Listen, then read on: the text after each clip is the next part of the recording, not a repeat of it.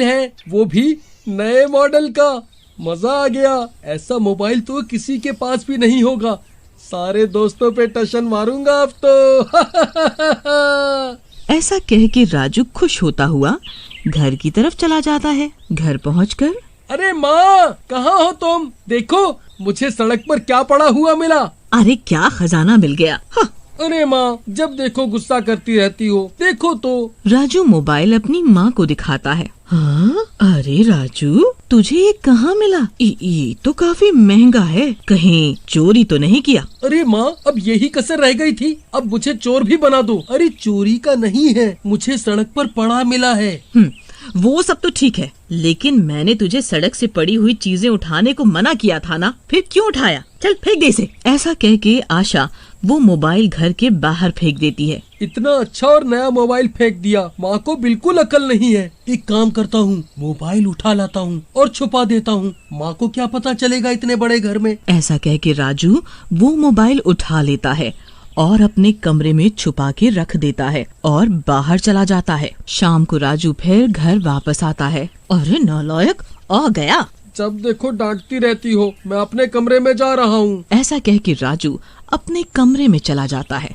यार, अपनी तो जिंदगी झंड है। ये पढ़ाई किसने बनाई? मिले तो गला दबा दूं। जब देखो पढ़ो पढ़ो। तभी उसे मोबाइल का ख्याल आता है। अरे यार, मोबाइल मिला था सुबह, इसी को खोल के देखता हूँ क्या है इसमें। राजू मोबाइल निकालता है और उसे चलाता है। क्या मोबाइल है, मजा आ गया। और माँ कहती है इसे फेंक दो। राजू मोबाइल देखकर अपने पास ही टेबल पर रखकर सो जाता है। रात में राजू की आँख खुलती तो डर के मारे उसकी जान निकल जाती है। उसके सामने एक भूत बैठा होता है। अरे कौन हो तुम और मेरे कमरे में क्या कर रहे हो? मैं तो तुम्हारा मेहमान हूँ। तुम ही तो लाए हो मुझे उठाकर इस मोबाइल के साथ।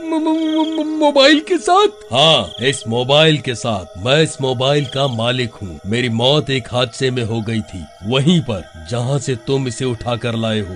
अरे भूत भैया, तुम्हें मुझसे क्या चाहिए? मैं अभी ये मोबाइल फेंक देता हूँ, मुझे छोड़ दो। तुझे छोड़ दूं? अब तो मैं तेरे साथ ही रहूंगा और वो सब करूंगा जो मैं जिंदा रहते नहीं कर पाया।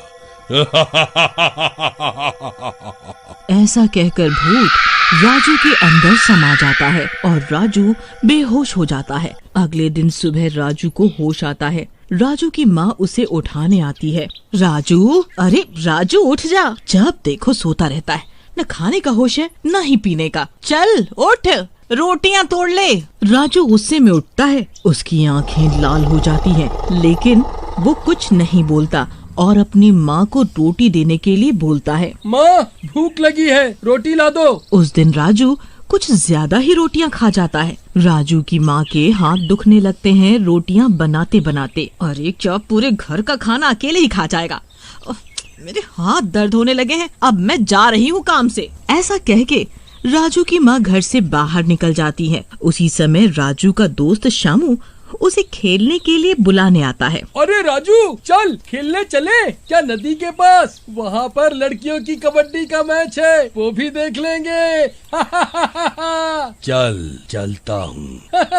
भाई चलना है तो चल ले, ये आवाज भारी करके डरा क्यों रहा है? फिर दोनों नदी की ओर जाने लगते हैं, लेकिन रास्ते में राजू को फिर भूख लग जाती है। तभी राजू आगे चल रहे शामू को देखता है और सोचता है, क्या करूं? मुझे तो फिर भूख लग गई। क्या करूं? कुछ खाने को नहीं है यहाँ पर, क्यों ना इसी को मार के खा लूं। राजू ऐसा सोच ही रहा होता है कि शामू रुक जाता है और राजू की तरफ देख के पूछता है, अरे राजू भाई, आज क्या चक्कर है? तुम्हारी तबीयत ठीक नहीं है क्या? चलो घर चलते हैं। मेरी तबीयत तो ठीक है, लेकिन मुझे आज बहुत भूख लगी है और मेरे सामने तू खड़ा है। आज तुझे ही खाऊंगा। ऐसा कहकर राजू अपना रूप बदल देता है और देखते ही देखते पूरा शैतान बन जाता है और शामू को पकड़ लेता है। अरे अरे, मर गया रे! ये क्या हुआ? ये तो भूत है, बचाओ बचाओ। लेकिन राजू शामू को नहीं छोड़ता और उसकी गर्दन उखाड़कर उसका खून पीने लगता है। ये इंसानों का खून बहुत ही स्वादिष्ट है, मजा आ गया। और राजू उसका खून पी के वापस घर जाके सो जाता है। रात में राजू की माँ घर वापस आती है और राजू को सोता हुआ देखकर दोबारा से गुस्सा होने लगती हैं। अरे नास मिटे, अब तो उठ जा, जब देखो सोता रहता है, सुबह भी सोना, रात में भी सोना, हाय रे मेरी फूटी किस्मत। राजू आशा की आवाज सुन के गुस्से से उठता है। उसकी हालत देख के आशा के होश उड़ जाते हैं। ए बुढ़िया, कितना चिल्लाती है, इलेक्शन में खड़ी है क्या?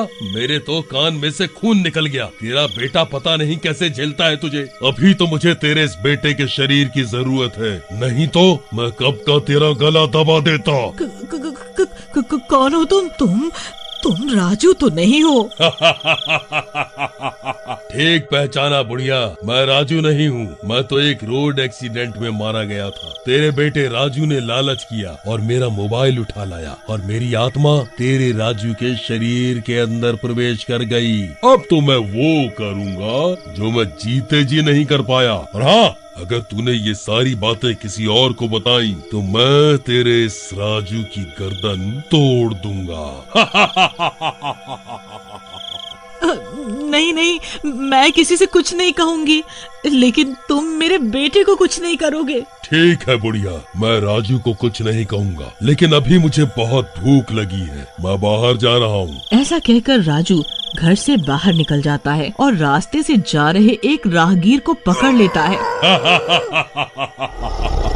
रे दूर के मुसाफिर, हमें भी साथ ले ले। ऐसा कह के राजू उस राहगीर को मार डालता है और उसका खून पीने लगता है। राजू को खून पीने की बहुत लत लग जाती है और वो अक्सर जा रहे लोगों को मारने लगता है। एक दिन आशा राजू के खून से सने कपड़े देख लेती है। ये तुम्हारे कपड़ों में खून कैसे लगा हुआ है? तुम क्या करते हो रोज रात को बाहर जाके?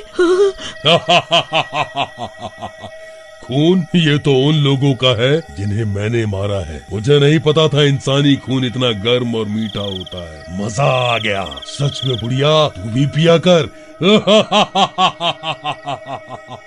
आशा उसकी ये बातें सुन के बहुत डर जाती है और सोचती है, अरे ये तो लोगों को मारे जा रहा है, मैं क्या करूं? कोई भी इस बात पर भरोसा नहीं करेगा कि ये सब एक भूत कर रहा है। मुझे अपने बच्चे की जान बचाने के लिए खुद ही कुछ करना होगा। अगले दिन जब राजू घर में सो रहा होता है तो आशा घर से बाहर निकलती है और मंदिर के तांत्रिक को सारी बात बताती है। अच्छा तो ये बात है। आशा बहन, तुम एक काम करो, राजू और उस मोबाइल को किसी बहाने यहाँ ले आओ, फिर मैं कुछ करता हूँ। ठीक है महाराज। उसी रात आशा राजू से, सुना है आज रात गांव में फिरंगी आ रहे हैं, सुना है काफी गर्म खून होता है उनका। ए बुढ़िया, कहाँ आ रहे हैं फिरंगी? मुझे भी साथ लेके चल, मैं भी देखूंगा और उनका गर्म खून पीऊंगा। हाँ, तो चलो, मैंने कब मना किया है। इस तरह आशा राजू बने शैतान को लेके तांत्रिक के घर की तरफ जाने लगती है। दोनों तांत्रिक के घर पहुंचते हैं। ए बुढ़िया, कहाँ है फिरंगी? ये कहाँ लेके आई है मुझे? तभी तांत्रिक वहाँ आ जाता है। मैं ही हूँ जनाब आपका फिरंगी। अब आप कृपया इस राजू का शरीर छोड़ दें।